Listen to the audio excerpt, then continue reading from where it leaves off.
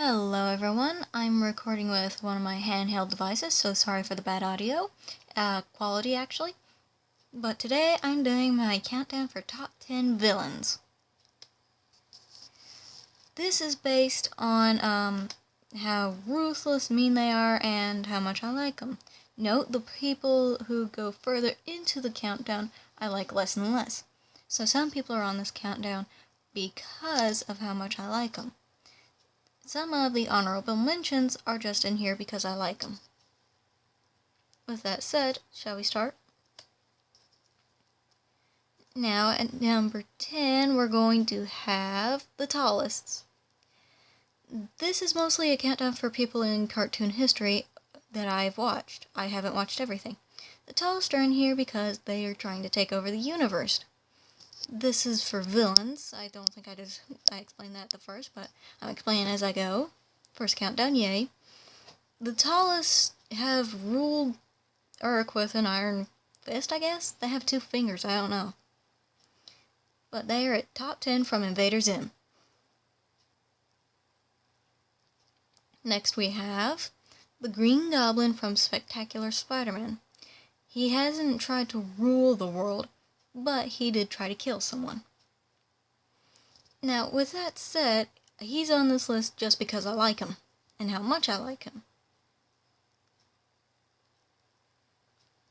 Sorry, I had to swallow there. There was a lump in my throat. He does have a few weapons here and there, and I think they were really cool as a kid. I never really liked him as much as I do now as a kid, though. It's just like, meh. Okay, so next up we have Joker from The Batman. Whenever he came on the screen when I was little, I always smiled seeing him, whether he was actually being threatening or not. I just smiled. I always loved seeing him on screen, even if he was the villain. And even if he did kind of kill people almost, or did, I still loved him. I don't know why. Almost dropped it, sorry. Next, we have Valmont from Jackie Chan Adventures. This guy is mostly on here because he was a crime quote-unquote king at the time in the show. For the first season, but that quickly went downhill, especially when he was, well, possessed by Valmont, a demon sorcerer. And his funds quickly went downhill. So, next we have, do I even need to say who this one's from? Mojo Jojo from the Powerpuff Girls, and honestly, he was really good to stand up to 3 little girls who were basically the equivalent of Superman, with most of the plus and none of the downside. And while I can't say he was my favorite supervillain, he definitely stood a chance against the Powerpuff Girls. And he did his job well. He was a very good villain, and I loved to see him on screen, when I did get to see him on screen, anywho. Next we have one of my ultra favorite supervillains of all time, Lakara from Yu-Gi-Oh! The original. Or rather, the Spirit of the Millennium Ring.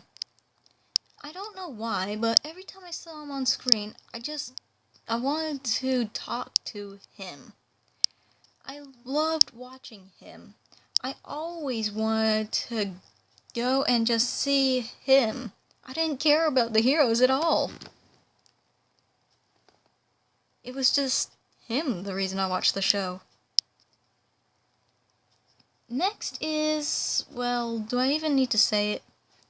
Discord from My Little Pony. He's the more unusual villain.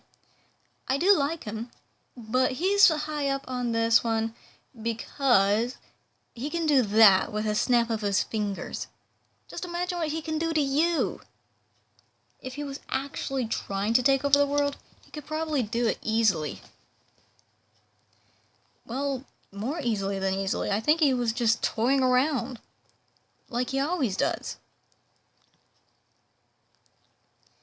He's the spirit of chaos and disharmony, as the name suggests. Next, we have Bill Cipher from Gravity Falls. I can't really say a lot on this guy because I haven't watched the recent episodes. But if you don't watch Gravity Falls, I highly recommend it. It's a good show. As for what he is, he's a dream demon or a mindscaper.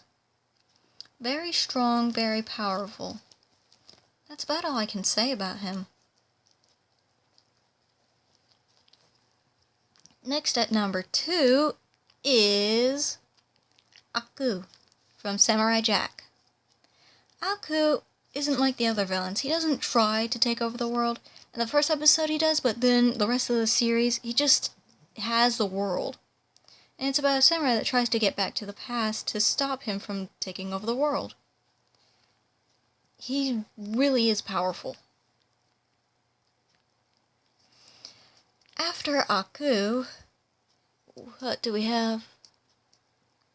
Okay, after Aku are the honorable mentions. Fred from Courage the Cowardly Dog. Ice King from Adventure Time. Heinz Doofenshmirtz from Phineas and Ferb. Team Rocket from Pokemon. Azula from Avatar, The Last Airbender. And at the number 1 spot, we have a very cruel woman, Medusa from Soul Eater.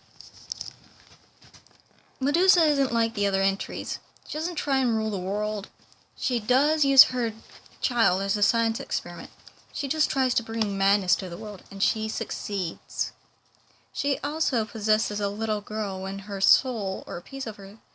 When she is killed, a piece of her soul goes into a little girl and possesses the little girl, and uses it as a host, because of her body being destroyed. She is heartless, cruel, and doesn't care for anyone but herself. Thank you for watching.